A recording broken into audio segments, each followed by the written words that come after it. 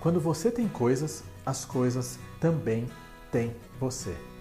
Eu sou Alessandro Gonçalves, coach, e ontem eu e mais um grupo de pessoas, a gente estava numa conversa com o Conrado Adolfo em Campinas e no meio da conversa surgiu esse assunto, o Conrado falando sobre isso, sobre quando você tem coisas, as coisas também têm você. Eu acompanho o Conrado há algum tempo e eu sei que ele tem uma vida bastante simples pela pessoa que ele é, pelo sucesso que ele alcançou.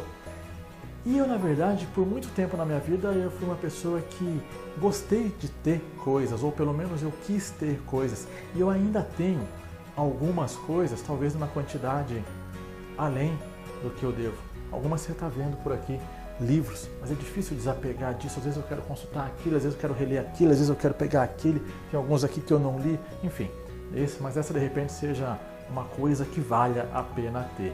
Agora, algumas vezes, em algumas situações, eu realmente fiquei ali apegado àquela coisa que de repente, para mim, eu achava que em algum momento eu poderia usar, mas sim, com algum esforço eu consegui me livrar daquilo. Esse ano, principalmente, com a ajuda da minha namorada, a gente vendeu algumas das minhas coisas, aquelas coisas que eu tinha ali guardadas em algum lugar, que já realmente não servia para nada, mas de repente para mim eu poderia ter aquela sensação, aquele sentimento de que em algum momento eu posso precisar daquilo. E aí eu percebi que a pessoa que comprou ficou muito feliz, o espaço que me abriu foi muito bom, a energia começa a fluir. Então, trouxe esse insight para que eu reflita e para que você também reflita. Quando você tem coisas, as coisas também têm você. Ou seja, de alguma maneira, você tem, agora que você tem aquele negócio, aquela coisa, você tem alguma preocupação em relação àquilo. Algo que, essa preocupação que você não teria se você não tivesse aquilo. Eu tenho vários amigos, principalmente nesse mundo em que eu vivo, do marketing digital, que cada vez tem menos coisas e alguns deles cada vez têm mais sucesso na vida e eles continuam a ter menos coisas. Tem alguns, inclusive, que vêm se livrando das coisas que eles têm, que eles vêm vendendo, vêm inclusive mudando para lugares mais simples, que vêm usando aquele sucesso, aquele momento de vida, aquele tempo, aquele dinheiro para viver o momento presente e não para se preocupar de repente com alguma coisa ali que pode não ser assim tão necessária.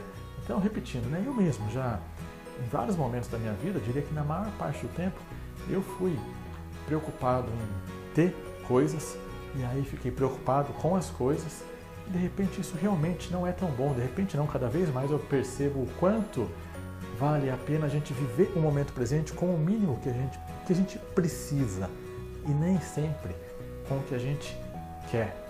E às vezes não. Normalmente a gente precisa de muito menos do que a gente deseja ou quer. Então, e aí vem uma outra história, Muitas vezes as pessoas, eu me incluo nisso em alguns momentos, às vezes a gente quer viver uma vida que, eu não vou nem dizer viver uma vida que não é nossa, mas às vezes a gente quer seguir alguns padrões e cada vez mais eu tenho trabalhado nesse negócio de quebre padrões. Inclusive minha hashtag, se você perceber em todos os meus posts, é hashtag quebre padrões, porque tem muito a ver com isso. Um dia inclusive conto o que mais tem por trás do quebre padrões. Uma das coisas é essa. O mundo, a sociedade vive um determinado padrão, as pessoas acham que tem que viver de uma determinada maneira. De repente um gerente acha que tem que viver como gerente ou como diretor, o diretor acha que tem que viver como diretor. Não.